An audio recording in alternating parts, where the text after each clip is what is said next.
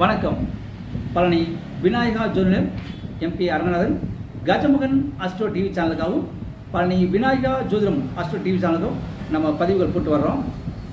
அந்த அடிப்படையில் இன்று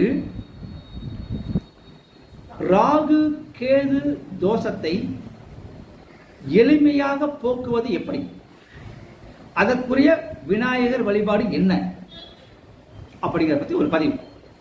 இதுவும் பழம்பெரும் நூல்களில் நான் எடுத்ததுதான்.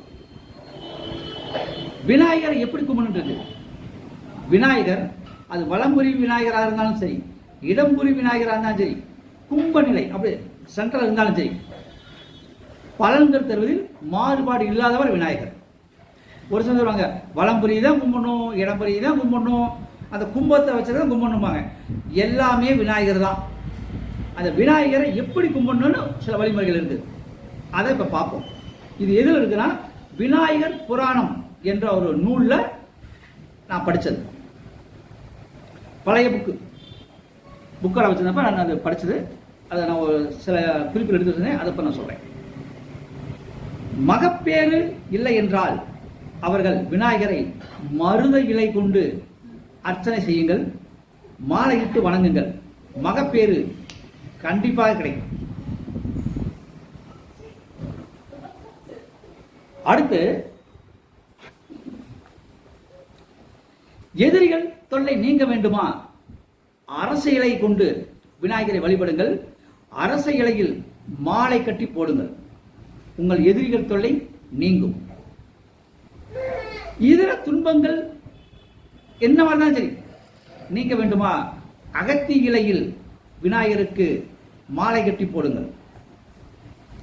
சுகமான வாழ்வு பெற வேண்டுமா, வில்வ இலையில் மாலை கட்டி போடுங்கள். மகிழ்ச்சியான வாழ்வு பெறுமா, வெள்ளருக்கு இலையில் மாலை கட்டி போடுங்கள். புகழ் பெற வேண்டுமா, அரசியலில் புகழ் பெற வேண்டுமா, பதவிக்கு வர வேண்டுமா, மாதுளை இலையில் மாலை கட்டி போடுங்கள். லட்சுமி கடாசம் பெற வேண்டுமா, கண்டங்கத்திரி இலையில்.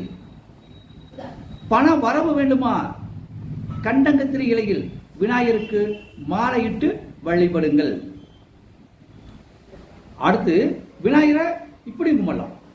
விநாயகருக்கு அருகம்புல் மாலை, செம்பருத்தி பூ மாலை, மாவிலை, வெள்ளருக்கு இந்நான்கும் கொண்டு பூஜித்தால் மேற்கண்ட எல்லா பலனும் கிடைக்கும். என்ன கிடைக்கும்? மகப்பேறு கிடைச்சிரும், எதிரி தொலை நீங்கிரும், இதர துன்பம் துயரம் கிடைச்சிரும், சுகமான வாழ்வு கிடைக்கும், மகிழ்ச்சியான வாழ்வு கிடைக்கும், புகழ் அரசியலில் தொழிலில் முன்னேற்றத்தில் புகழ் பெறலாம், லட்சுமி கடாசம் கிடைக்கும். அப்போ இது கிடைக்கணும்னா நீங்கள் என்ன செய்யணும்? அருகம்புல், செம்பருத்தி பூ, மாவிலை அல்லது செம்பருத்தி இலை, அருகம்புல், செம்பருத்தி இலை அல்லது செம்பருத்தி பூ, மாவிலை, வெள்ளருக்கு இந்நான்கும் கொண்டு அந்த விநாயகரை பூஜிக்க வேண்டும். மாலை கட்டி போட்டு கும்பிடுங்க. மேற்கண்ட அனைத்து பலன்களும் உங்களுக்கு கண்டிப்பாக கிடைக்கும். அது வலம்புரி விநாயகரையும் போட்டு கும்பிடலாம், இடம்புரி விநாயகரையும் போட்டு கும்பிடலாம், கும்ப விநாயகரையும் கும்பிடலாம், இரட்டை தலை இருந்தாலும் கும்பிடலாம், 5 தலை இருந்தாலும் கும்பிடலாம். ஆக மொத்தம் விநாயகர் சிலைக்கு இந்த மாலைகளை முறைப்படி நீங்கள் கட்டி போட்டால் விநாயகருடைய அருள் பரிபூர்ணமாக கிடைக்கும். இதை ஏன் சொல்றேன்னா, நான் விநாயகா ஜோதி நிலையம் அபிஜித் விநாயகா ஜோதி நிலையம் வச்சிருக்கிறேன். அப்போ நான் விநாயகரை பற்றி சொல்லி ஆகணும்ல. அது விநாயகர் புராணத்தில் இந்த செய்தி இருக்குது. பழம்பெரும் புராணம். புராணங்கள் ஒரு காலம் பொய் முட்டைகள் அல்ல என்பது உணர வேண்டும். புராணம் நமக்கு புத்தியை கொடுக்கும், புகழை கொடுக்கும், நற்கதியை கொடுக்கும். புராணங்கள், இதிகாசங்கள் நம்மை வழி நடத்தும், செம்மைப்படுத்தும், வளமைப்படுத்தும். அப்ப இந்த விநாயகரை நம்ம இப்படிதான் கும்பிடணும் அப்படிங்கிறது இதுதான் வழிமுறை.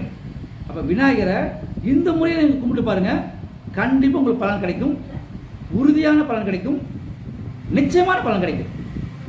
நன்றி, வணக்கம். ஓம் விநாயகா போற்றி.